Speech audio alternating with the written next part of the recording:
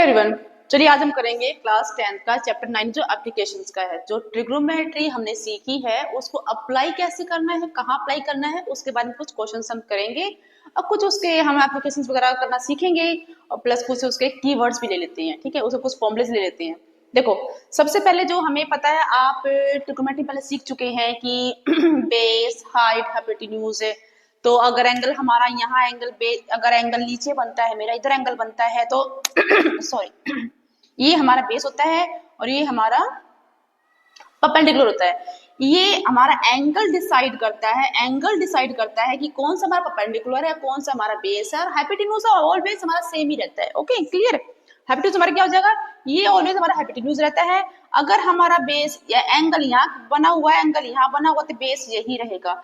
अगर एंगल हमारा यहाँ बना हुआ तो बेस हमारा ये हो जाएगा। ठीक है, ये हमारा पी हो जाएगा। तो हमारा किस पे डिपेंड करता है, बेस और परपेंडिकुलर एंगल पे डिपेंड करता है। ये चीजें हम पहले सीख चुके हैं चैप्टर में। अगर आपने नहीं सीखी है तो मैं इस वीडियो डाल चुकी हूँ, आप जाके देख लेना और एक बार दोबारा इसकी वीडियो बना दूंगी। ठीक है, तो चलिए आज हम सीखेंगे कि angle of elevation, depression angle कौन कौन से होते हैं और उस पर बेस कुछ क्वेश्चंस भी करेंगे। ठीक है, देखो बात है एंगल ऑफ एलिवेशन की, तो चलिए मैं कुछ ले लेती हूँ फॉर एग्जाम्पल के लिए। देखो, एलिवेशन की बात हो रही है तो दो एंगल्स क्रिएट होंगे, एक एंगल एलिवेशन होता है, डिप्रेशन होता है। एंगल एलिवेशन कहाँ बनता है, मैंने सपोज किया ये दो मार्कर लिए। अब एक मार्कर ये है, एक मार्कर ये है, ये ऊंचाई पर है, ये नीचाई पर है, ये नीचे है। ठीक है, अब इस मार्कर से अगर इसके टॉप को देखें, यहां से इसके टॉप को अगर देखते हैं, ऊपर देखते हैं, तो ऊपर देखना एलिवेशन कहलाएगा। ठीक है, अगर इसके टॉप से इसके टॉप पर नीचे देख रहे हैं तो हमारा एंगल ऑफ डिप्रेशन कहलाएगा। तो देखो ये है, ये हमारा मार्कर, एक मार्कर ये है और एक मार्कर हमारा ये हो गया। ठीक है, तो अब हमारा जो एंगल, अगर मैं यहाँ से कोई पर्सन खड़ा हुआ या फिर मैं बताऊं कि यहाँ मैंने कुछ यहाँ पे धागा बांध दिया है या कुछ तार बांध दिया है यहाँ से वहां तक, तो एंगल ऑफ एलिवेशन की बात की जाती है, ये एंगल ऑफ यहाँ बनता है। क्लियर। अगर डिप्रेशन की बात की जाए तो एंगल ऑफ डिप्रेशन यहाँ बनता है, तो यहाँ नहीं यहाँ बाहर बनता है, क्योंकि तो पैरेलल लाइन हमारी है।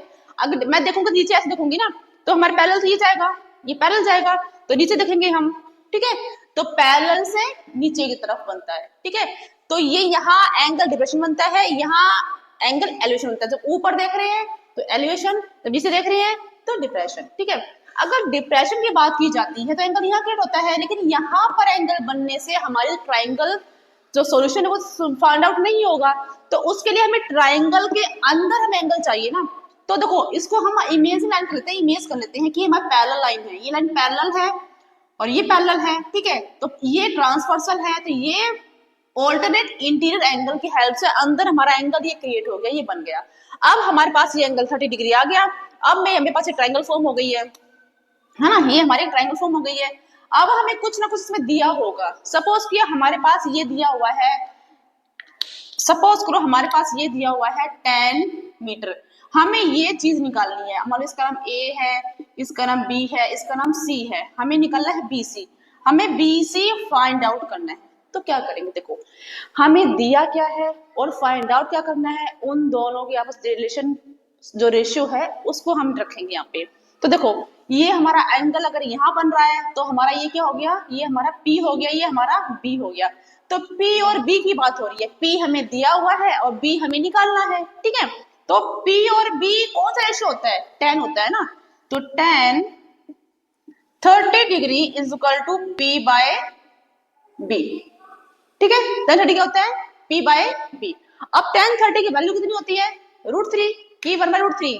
अब बताओ, 10 30 होता है 1/√3।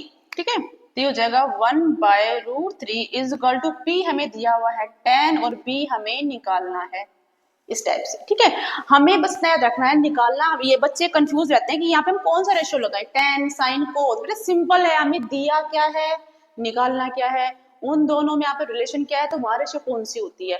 अगर हमें ये दिया है, अगर हमें ये निकालना होता, H निकालना होता, ठीक है, तो ये P है, ये H है। P बाय H रेशियो क्या होता है, साइन होता है। साइन का क्या होता है, P बाय H। तो हम क्या रखते हैं, P बाय H equal to sine 30 degree. Clear. तो इसी पे डिपेंड है कि हमें एंगल दिया है और प्लस हमें पूछा क्या है और दिया क्या हुआ है। अगर हमें B दिया हुआ है, ये निकालना है, तो B बाय H क्या होता है, कोस होता है, तो हम कोस रखते हैं यहाँ पे। सिंपल सा ये है। Okay, clear. तब देखो, ये आप क्रॉस मल्टीप्लाई कर देंगे तो B को B1 से B का B रहेगा, इस वजह से कर देंगे, ये हो जाएगा 10√3। 3। तो हमारी जो वैल्यू आएगी, जो यहाँ से इसकी दूरी डिस्टेंस आएगी, वो आएगी 10√3। तो ऐसे इन वैल्यूज को हम फाइंड आउट करते हैं, क्वेश्चंस को फाइंड आउट करते हैं। ठीक है, चलिए एक क्वेश्चन और देख लेते हैं।